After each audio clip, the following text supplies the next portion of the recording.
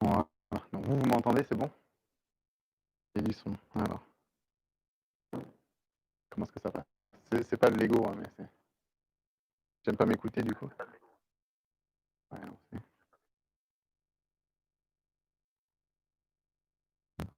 ça va pas être génial. Allez.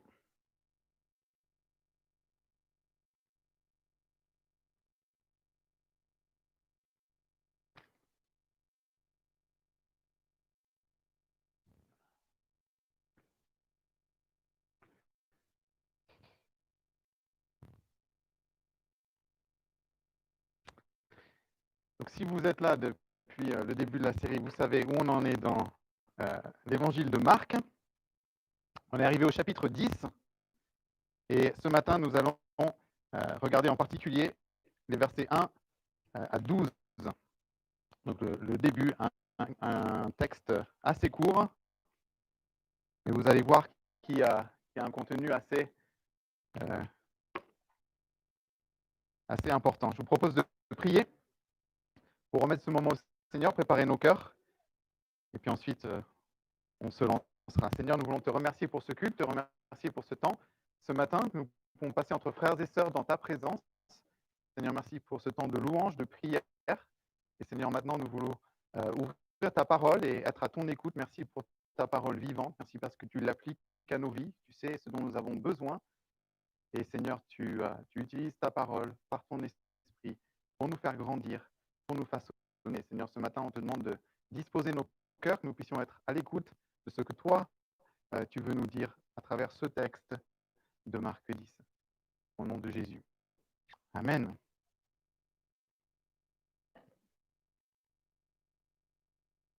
C'est bien, il y en a qui suivent. Alors, ce matin, dans notre texte, Jésus donne un enseignement sur le mariage et le divorce. Et le mariage, les relations entre les hommes et les femmes, sont des thèmes que Dieu aborde dans de nombreuses manières dans la Bible et dans de nombreux textes de l'Ancien et du Nouveau Testament. Il y a plusieurs textes qui nous parlent d'une manière ou d'une autre du mariage, de ce que Dieu attend de nous dans le domaine de nos relations. Mais certains textes, comme celui que nous allons voir ce matin, touchent vraiment au cœur de ce sujet. Jésus, ce matin, va venir parler à la fois de la beauté du mariage tel que Dieu l'a créé et l'a voulu, mais il va aussi parler de la réalité cruelle et douloureuse du divorce. Et le divorce, c'est un sujet sensible.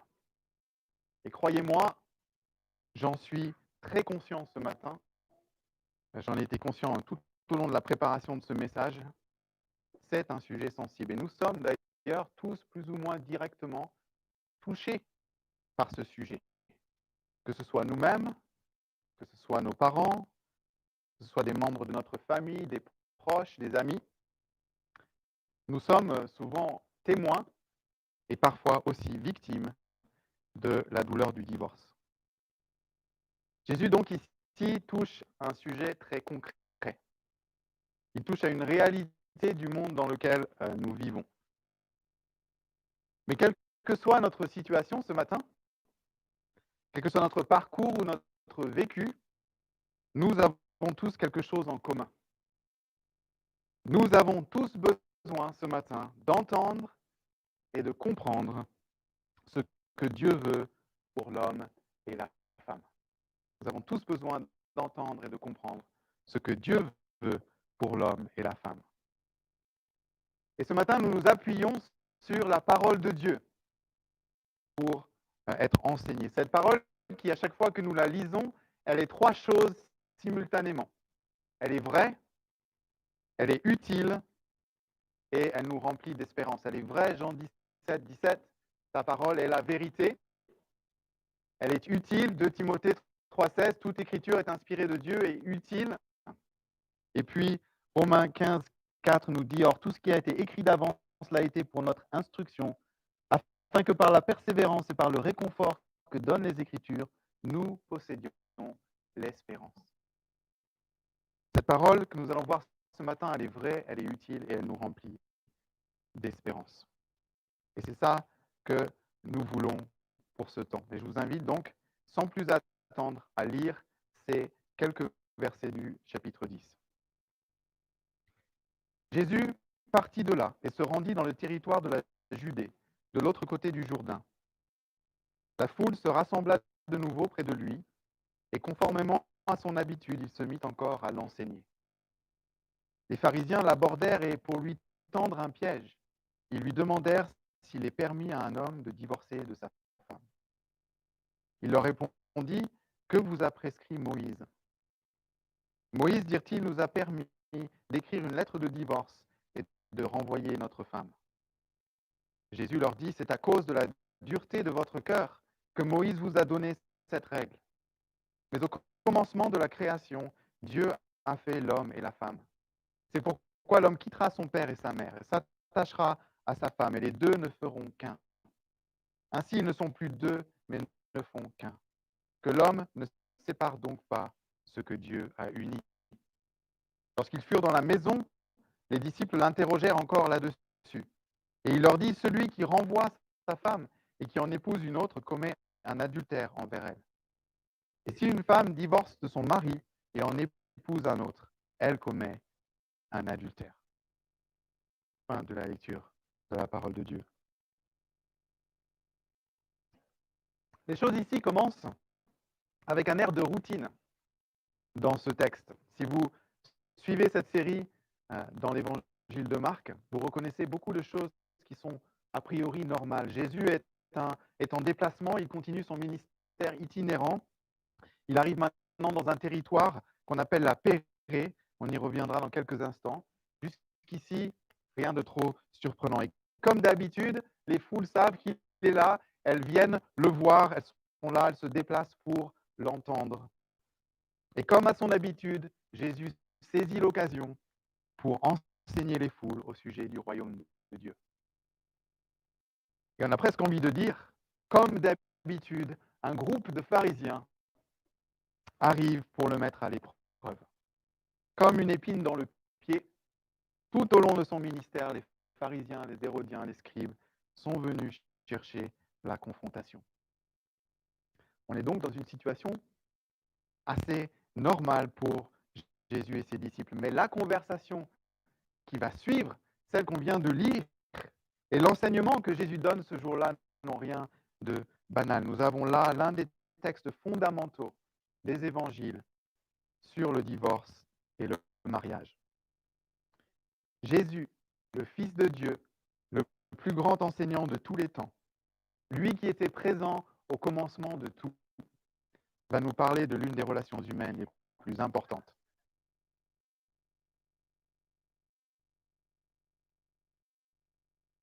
C'est la concurrence. Et tout commence avec une question.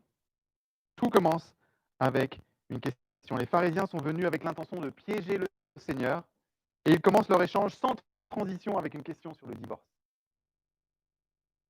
Et tout l'échange qui va avoir lieu entre Jésus et ses détracteurs dans les versets 1 à 5, première partie de ce texte, va servir à illustrer une vérité fondamentale.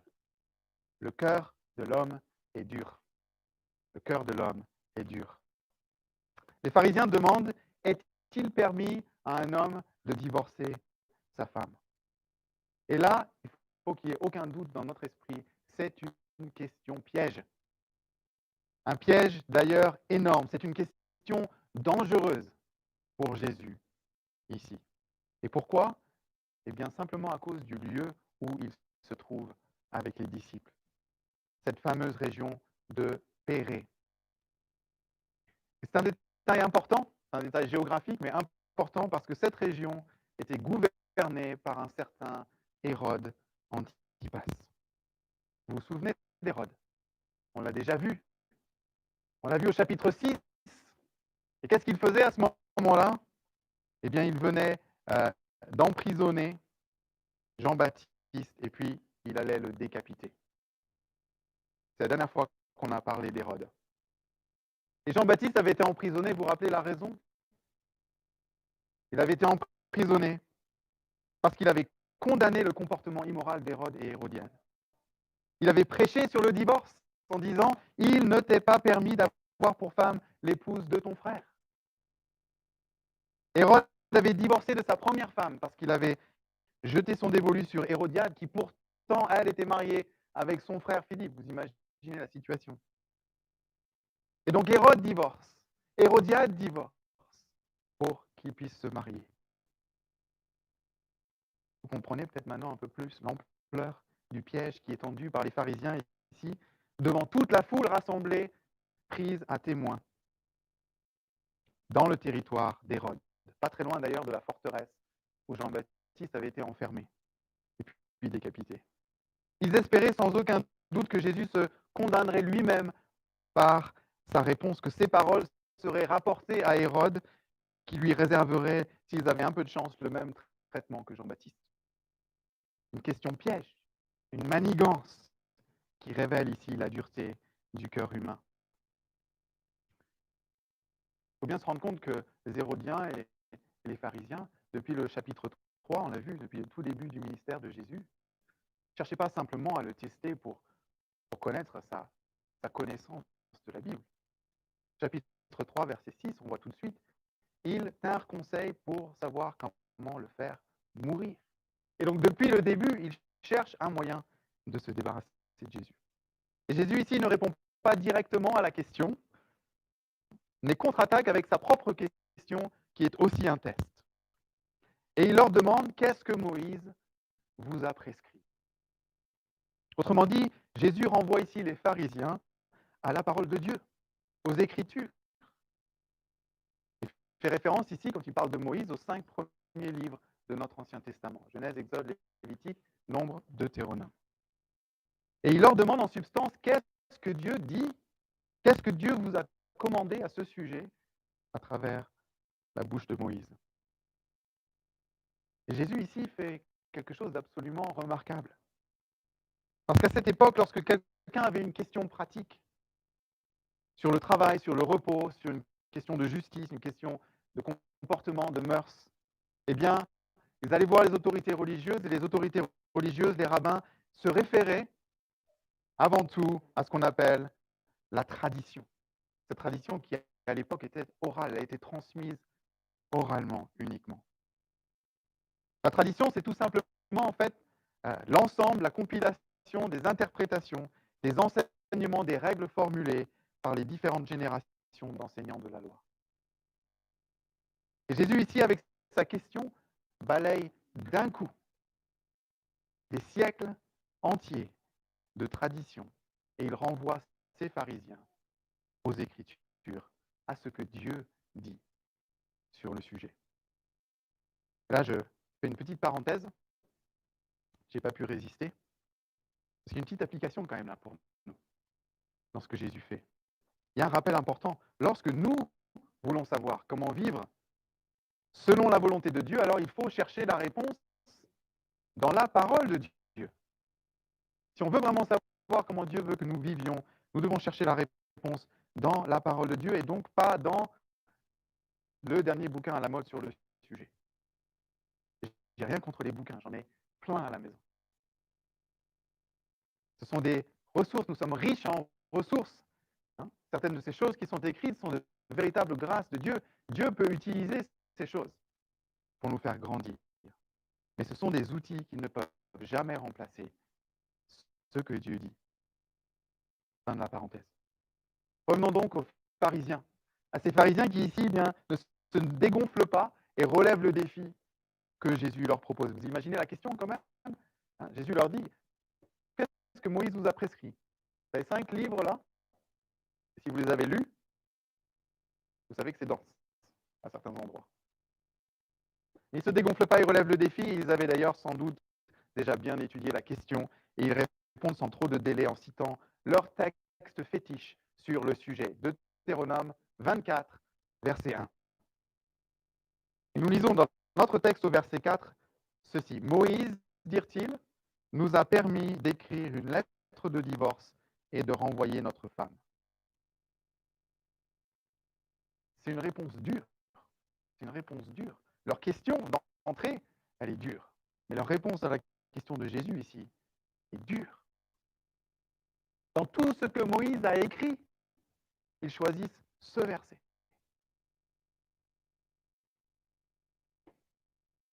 Et ce choix va révéler l'état de leur cœur et va révéler leur véritable motivation. Ces pharisiens ne lisaient pas les Écritures pour connaître la volonté de Dieu, pour savoir ce que Dieu veut pour l'homme et la femme réellement, ce qu'il désire pour nos relations de couple et ce qu'il commande. Ils lisaient les Écritures à la recherche d'un texte prétexte qui permettrait de justifier leur comportement.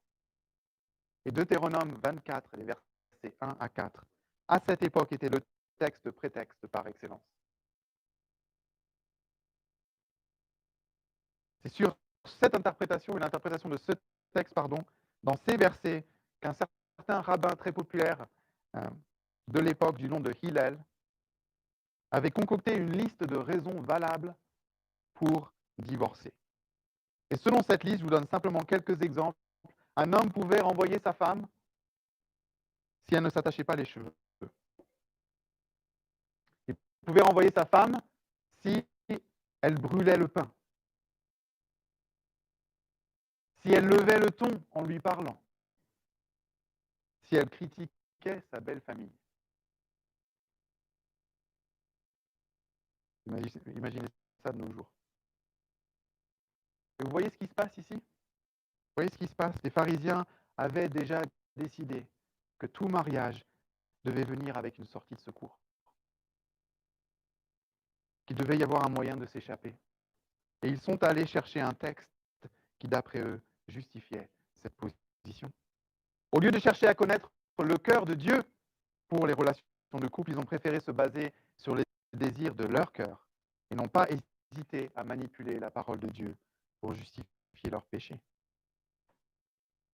Et Jésus leur dit que la règle de Deutéronome 24 était une concession nécessaire à cause de la dureté du cœur humain.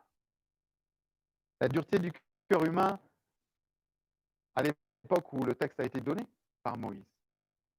Mais Jésus leur montre que 1500 ans après, leurs cœurs aussi sont toujours durs.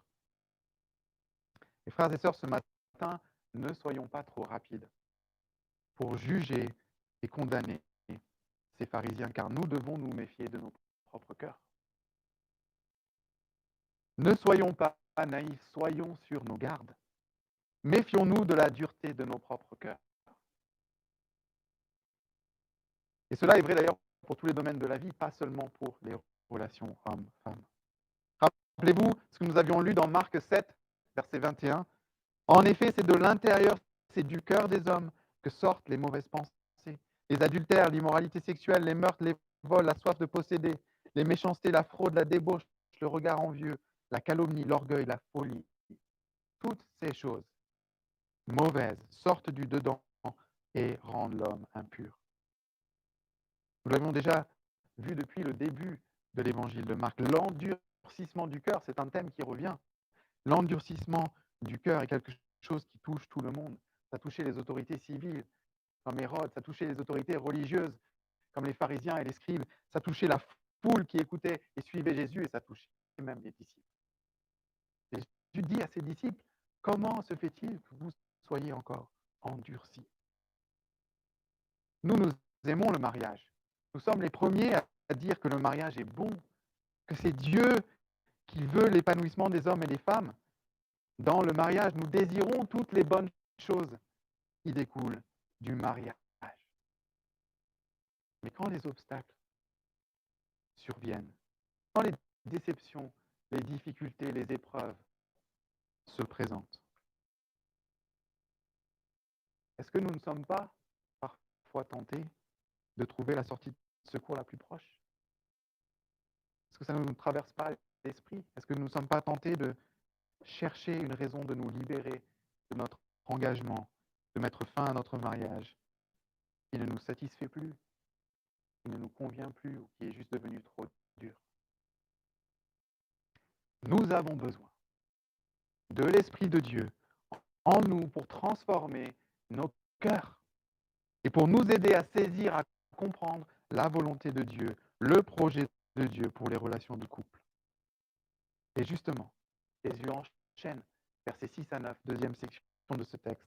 Après avoir souligné la dureté du cœur de l'homme, il va maintenant nous parler de la beauté du plan de Dieu. La beauté du plan de Dieu. Les pharisiens avaient cité un verset dans le 5e livre de Moïse. Mais Jésus les ramène au premier chapitre du premier livre, au moment de la création, dans la Genèse. Il nous ramène avant la tragédie de Genèse, chapitre 3, avant la rébellion de l'homme et de la femme contre Dieu et l'entrée du péché dans le monde. Et voilà ce qu'on peut lire. Mais au commencement de la création, Dieu a fait l'homme et la femme. C'est pourquoi l'homme quittera son père et sa mère et s'attachera à sa femme. Et les deux ne feront qu'un. Ainsi, ils ne sont plus deux, mais ne font qu'un. Que l'homme ne sépare donc pas ce que Dieu a uni. Et là, nous avons l'idéal de Dieu. Nous avons le projet initial de Dieu pour le couple. Et nous apprenons d'ailleurs plusieurs choses importantes dans ces versets. Tout d'abord, nous voyons que c'est Dieu qui a voulu et qui a créé le mariage. Ça, il faut qu'on en soit convaincu. Je me suis rendu compte parfois au travers de conversations que j'ai pu avoir sur ce sujet que pour certaines personnes, c'est l'Église ou c'est l'État ou c'est les deux qui ont inventé le mariage. Et c'est faux. Il n'y a rien de plus faux. C'est Dieu qui a créé le mariage. On comprend aussi au verset 7 et 8, si on continue, que le mariage est une union totale, intégrale, une union physique, spirituelle de deux êtres, de deux âmes pour la vie. Jésus insiste, il dit, ils ne sont plus deux, ils ne font qu'un, pardon. Et ici, il en profite pour redéfinir les mathématiques. Il peut le faire puisqu'il est Dieu, en donnant l'équation surprenante du mariage. Et si vous êtes scientifique ici, bouchez-vous les oreilles. Jésus, ici, nous dit que 1 plus 1 égale 1. Alors apparemment, en termes mathématiques, ça, c'est absurde. Moi, j'ai jamais été fort en maths. 1 plus 1 égale 1. C'est-à-dire un homme et une femme deviennent une seule chair. Le mariage ici est une fusion. Le mariage agit comme une colle. Pas les bâtonnets UU qui ne collent pas grand-chose. Toujours ce problème avec mes enfants à l'école. Et qui nous collent comme de la super glue qui provoque une réaction chimique qui permet aux molécules des deux objets de fusionner. Et puis nous voyons au verset 9 que c'est Dieu qui réalise cette union. C'est Dieu qui unit, c'est ça que le texte nous dit ici. Et cela nous rappelle que le mariage est à la fois un miracle et un don merveilleux de Dieu pour les êtres humains. Est-ce que vous saisissez ce matin le cœur de Dieu pour nos relations de couple? Est-ce que vous voyez dans ces versets la beauté du plan de Dieu pour l'homme et la femme? Est-ce que ce plan n'est pas bien plus merveilleux que les contrefaçons de l'amour que nous vend notre culture? Un amour égoïste, basé sur l'expérimentation et sur la consommation. Nous avons tellement besoin de nous rappeler l'idéal de Dieu et de son plan initial, même si la réalité, c'est que nos mariages sont imparfaits. Nos mariages sont imparfaits. Nous ne pouvons pas aujourd'hui vivre la perfection du mariage dans un monde brisé qui souffre des effets du péché.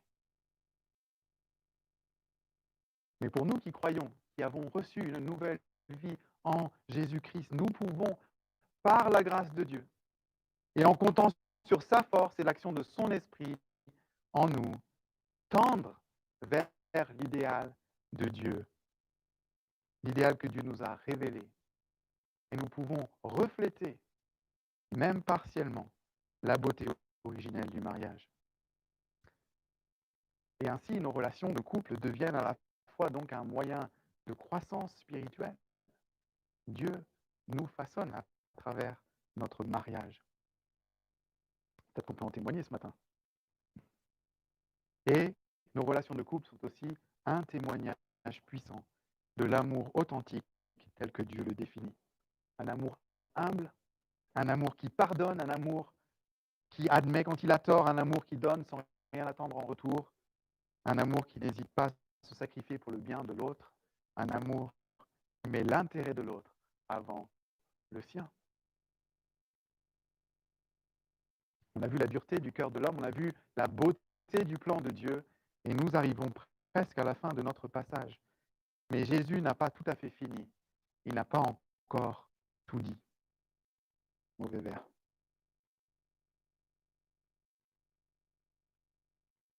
Dans les versets 9 à 12, Jésus va tirer deux conséquences de ce qu'il vient d'enseigner sur le mariage. Et il va prononcer ici, et je pèse mes mots, deux vérités radicales. Deux vérités radicales. À la fin du verset 9, Jésus déclare que l'homme ne sépare donc pas ce que Dieu a uni. C'est une phrase simple, une phrase plutôt claire. Jésus ici dit que l'homme ne doit pas essayer de mettre fin à l'union que Dieu a voulu. Autrement dit, dans le projet de Dieu, le mariage est pour la vie et Dieu ne veut pas du divorce. Et on pourrait pousser un tout petit peu plus loin l'idée qui est exprimée ici en disant le divorce, ce n'est pas une option dans un menu, mais le divorce, ce n'est pas non plus une fatalité. Ici, si on essaie de comprendre le cœur de ce que Jésus dit, on comprend que le divorce, c'est un dernier recours, mais qu'à la source de ce divorce, il y a toujours la dureté du cœur de l'homme. Et ça, c'est une vérité radicale, c'est une vérité qui peut choquer. Vous êtes peut-être déjà choqué par ce que Jésus vient de dire. Et si le texte en restait là, nous serions bien obligés d'admettre que la question est tranchée. Que l'homme ne sépare pas ce que Dieu a uni. Point. Mais le texte ne s'arrête pas là. Ce que Jésus a dit aux pharisiens a fait cogiter les disciples. Et un peu plus tard dans la journée, lorsque les choses sont un peu plus calmes, ils sont à la maison, ils remettent le sujet sur la table et demandent des précisions au Seigneur. Et voilà ce que Jésus dit. Deuxième vérité radicale. Verset 11. Celui qui renvoie sa femme, qui en épouse une autre, commet un adultère envers elle. Et si une femme divorce son mari et en épouse un autre, elle commet un adultère. Encore une fois, la réponse est claire. Jésus ne mâche pas ses mots. Celui ou celle qui divorce pour ensuite se remarier commet un adultère. Deuxième vérité radicale. Deuxième phrase choc et potentiellement choquante pour nous. Scandaleuse. Et ma question pour nous ce matin, c'est comment devons-nous réagir face à ces déclarations de Jésus? Comment devons-nous réagir? Et tout d'abord, j'aimerais préciser une chose qui a son importance ici.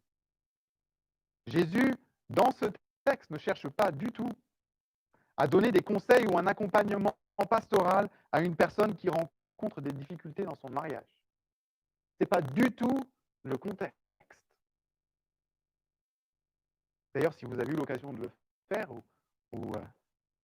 vous avez un jour l'occasion d'accompagner quelqu'un qui passe par un moment difficile dans son mariage, surtout, ne balancez pas des versets grenades comme ça. C'est la dernière chose qu'il faut faire. Ici, ce n'est pas du tout le contexte. Jésus se trouve face à la dureté de cœur. Il se trouve face aux motivations douteuses. Il se trouve face aux pièges qui lui sont tendus. Et dans cette situation, il réaffirme haut et fort, sans compromis, la vérité de Dieu sur le mariage et le divorce. Ça, c'est la première chose. Puis, je pense qu'il y a un réflexe à développer. Il y a un réflexe à avoir lorsque nous lisons des versets qui nous bousculent. Peut-être comme c'est le cas ce matin.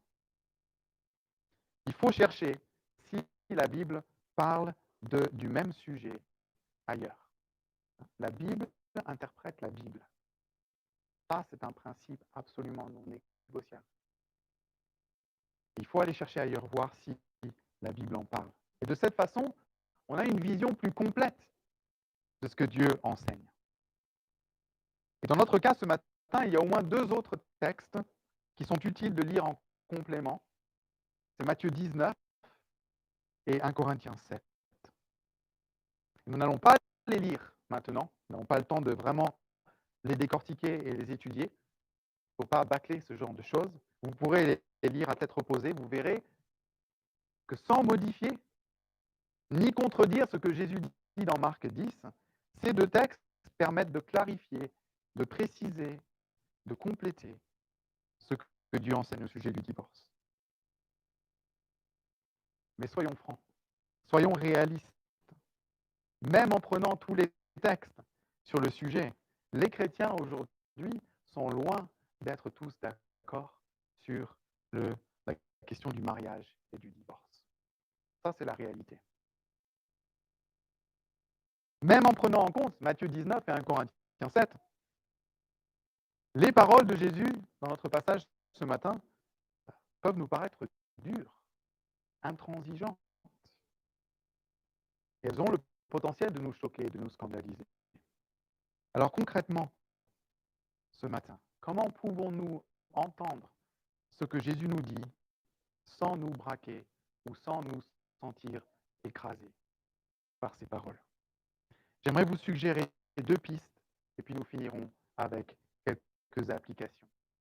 2 pistes pour nous aider à entendre ce texte ce matin. Piste numéro 1, nous l'oublions trop souvent, mais la vie à laquelle Jésus appelle ses disciples est une vie à contre-courant, une vie qui détonne, une vie radicalement différente de ce que le monde nous propose. Et Jésus, un peu plus tôt dans l'Évangile, avait été très clair à ce sujet. On lit dans Marc 8, 34, « Si quelqu'un veut être mon disciple, qu'il renonce à lui-même, qu'il se charge de sa croix et qu'il me suive. » Ça, c'est radical comme appel. Et nous avons vu d'ailleurs la semaine dernière, si vous étiez là, dans le chapitre 9, qu'Antoine nous a apporté ce que Jésus a dit à ses disciples au sujet de leurs attitudes, de leur égoïsme, de leur manque d'humilité, de leur attitude face au péché. C'était plutôt décapant. C'était plutôt radical. Arrachez ce qui vous cause à agir contre Dieu. Et la semaine prochaine, Jésus va dire des choses assez décapantes au sujet de l'argent. Et aujourd'hui, il aborde la question du mariage et du divorce. Et il nous invite ici à voir les choses comme Dieu les voit. Il nous invite à un engagement et un amour radical. J'aimerais dire simplement, si nous rêvons d'une vie chrétienne tranquille, alors nous n'avons pas fini d'être choqués et bousculés par les paroles de Jésus. Parce que ce n'est pas la vie à laquelle il nous appelle.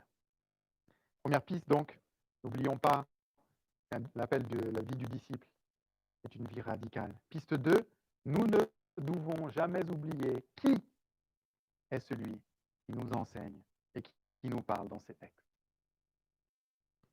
Alors j'ai vérifié avec Hulda au premier culte. Je suis encore là, donc ça va, je vais faire un aveu. Un peu bizarre peut-être. Moi, je trouverais peut-être des gens qui ont les mêmes problèmes que moi, mais quand je lis des emails, quand je lis des SMS, si je connais la personne, j'entends la voix de la personne qui lit, comme si j'entendais la voix. C'est bizarre comme sensation. Ça vous arrive. Si c'est Gillian qui m'écrit, c'est comme si Gillian me disait les mots que je lis. Certains pensent qu'il faut que j'aille consulter peut-être. Mais... Il y en a d'autres qui ont cet effet. Ah, bien.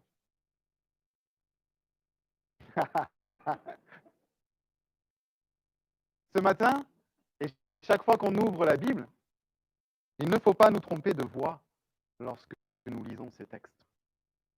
Ces paroles de vérité ne sont pas prononcées par un juge impitoyable qui veut nous coincer ou nous faire souffrir. Ce matin, c'est Jésus.